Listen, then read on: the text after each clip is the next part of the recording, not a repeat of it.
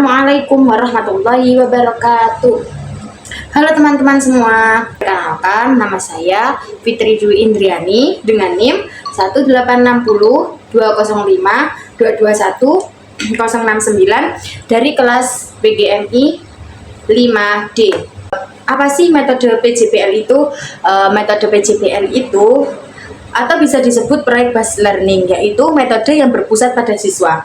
Contohnya siswa itu disuruh untuk mencari ide, memecahkan masalah, mengamati, kemudian sampai membuat proyek. Nah, itu biasanya digunakan di anak MI atau SD.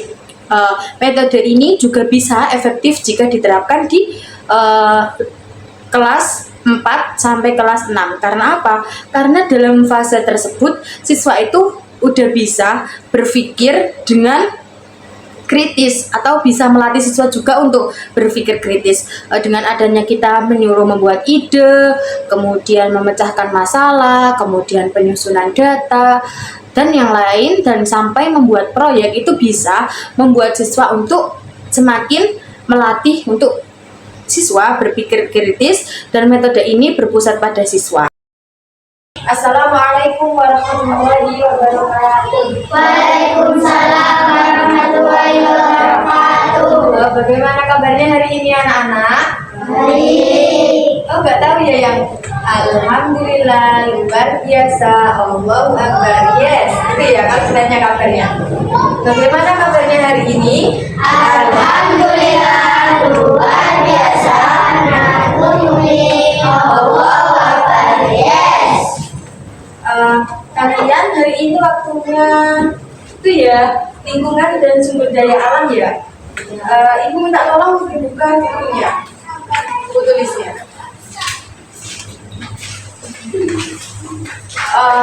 Kali ini kita akan membahas lingkungan dan sumber daya alam. Oh, ini gara-gara dalam makanya kita pakai laptop aja ya. Kemudian ini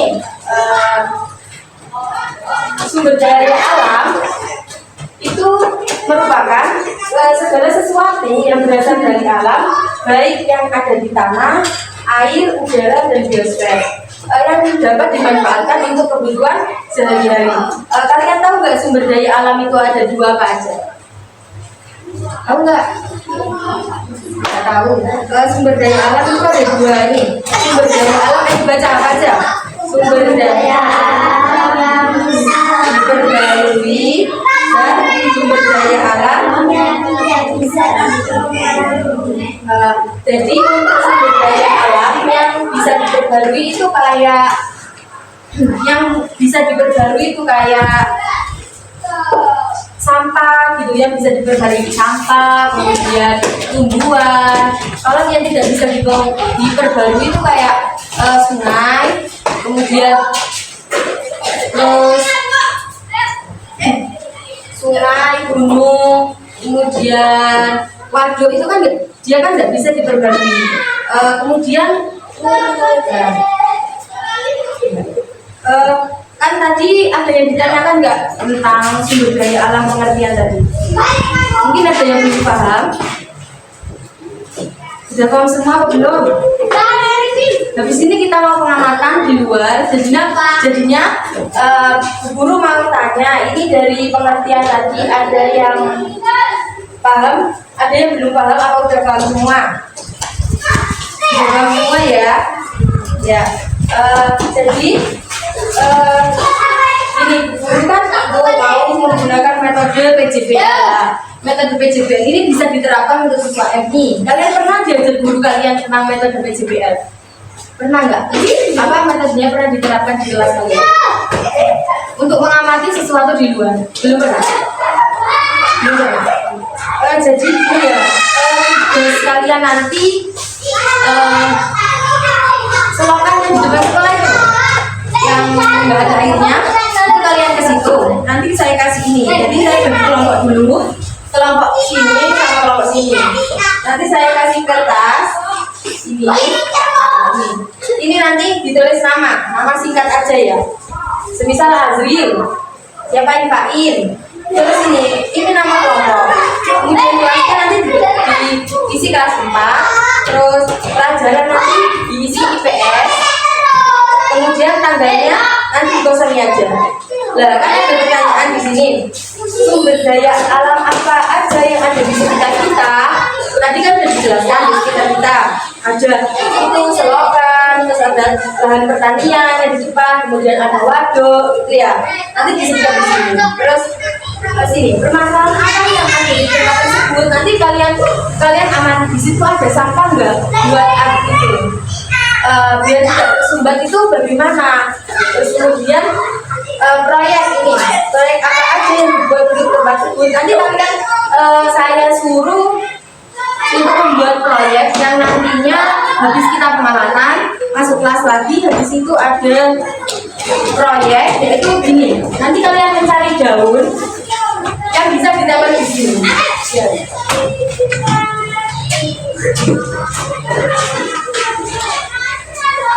Daun yang bisa ditempel di sini nanti untuk lemnya nanti sudah saya sediakan. Jadi nanti kalian buat daun, cari daun aja. Kemudian ada yang punya gunting. Gak ada. Itu nanti ya siapkan aja. Nanti terus ditempel-tempel di sini. Habis itu nanti kita itu. Habis itu nanti kita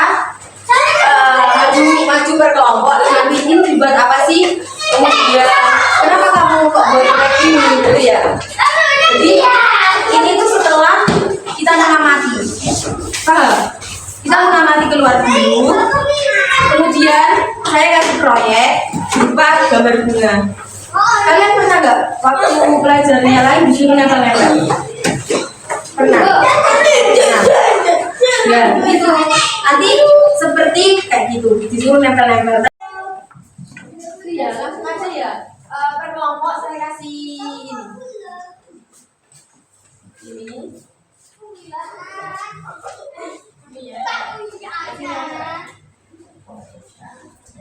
Itu ya. Nanti habis ini kita keluar, kemudian kita ke selokan tersebut, kita amati, terus habis itu kita kembali lagi ke sini untuk membuat proyek. Ditulis ya nanti jadi ditulis itu sebagai tugas nanti pas kita pengamatan.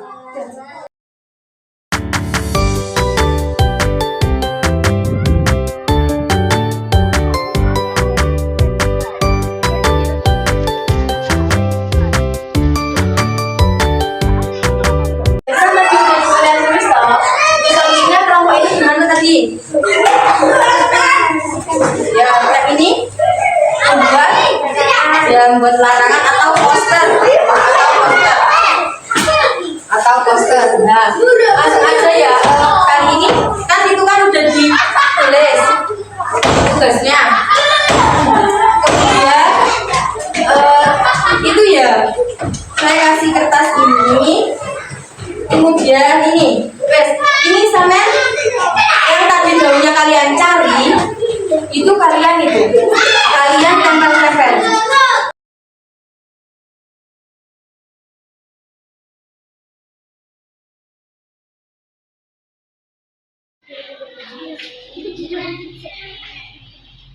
Proyeknya kalian udah belum? Sudah. Nah, kalian dari sini nomor 1 maju buat melihatkan ke teman-temannya gini. Ini loh teman-teman poster untuk kita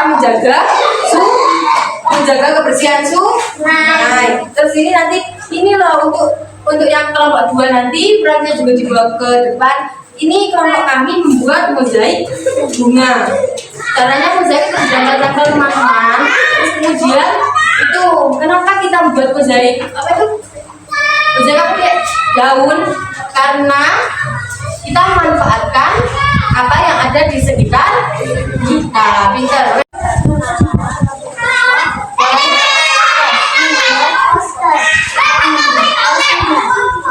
Ya, kemudian kenapa sih kita harus menjaga sungai agar kita tidak terdampak banjir? Ya, bisa. Terima kasih untuk kelompok 1. Ayo kita beri terus dulu.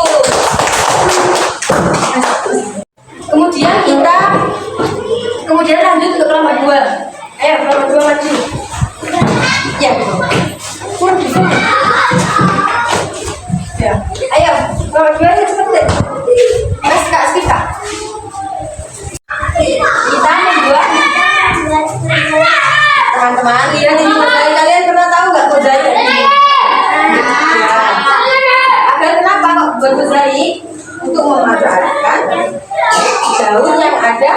di sekitar kita beri applause untuk Mbak Dila.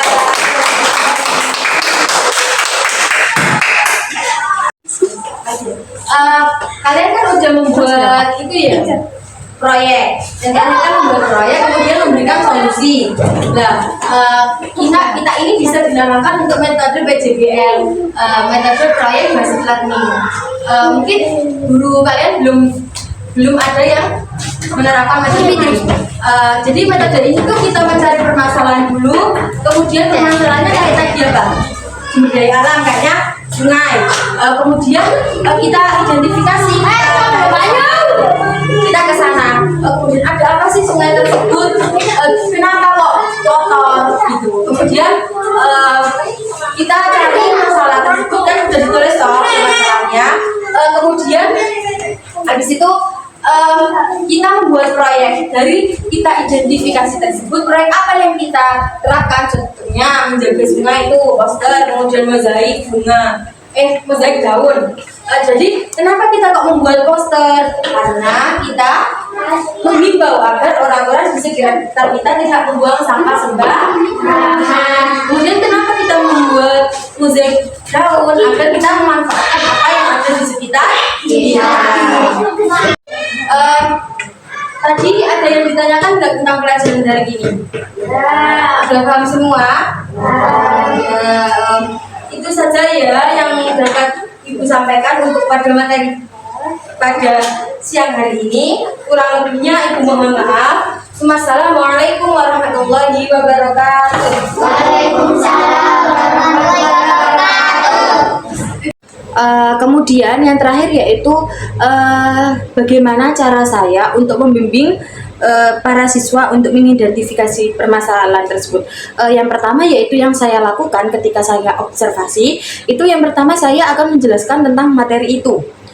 Kemudian kita membuat tugas, yaitu kita kasih LKPD, kemudian kita menggunakan medianya menggunakan PPT, kemudian siswa kita kasih arahan, yaitu ayo coba, semisal saya kemarin mengambil lingkungan dan sumber daya alam tentang sungai, yaitu saya kasih coba sebutkan apa aja yang sumber daya alam yang ada di sekitar kita lah. Kemudian siswa menyebutkan ada sungai, ada pertanian, ada dan banyak lagi lah. Kita ambil satu aja yang dekat di sekitar kita, kemudian tentang sungai lah. Kemudian kan itu kan siswa juga cari ide sendiri, kemudian kita suruh mengidentifikasi. Cara mengidentifikasinya kita ajak ke tempat sungai tersebut, kemudian kita ajak, habis itu mengamati apa aja yang ada di sungai tersebut, permasalahan apa yang ada di sungai tersebut.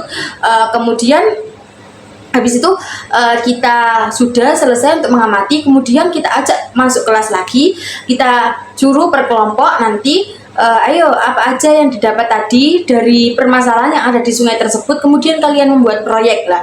Saya itu sudah menyiapkan bahannya, karena nggak mungkin saya tidak menyiapkan, karena dalam waktu 1 hari itu susah untuk jika anak-anak tersebut disuruh menyiapkan. Jadi saya yang menyiapkan bahannya, kemudian anak-anak yang merancang ini dijadikan apa untuk mengatasi permasalahan tersebut. Kemudian setelah proyek itu sudah selesai, siswa juga bisa presentasi ke depan untuk menjelaskan fungsinya apa sih ini buat sungai itu, terus solusinya apa jika ada permasalahan tersebut ya. Itu yaitu cara saya membimbing dan mengidentifikasi serta kesimpulan mencari solusi untuk permasalahan lingkungan sumber daya alam tersebut.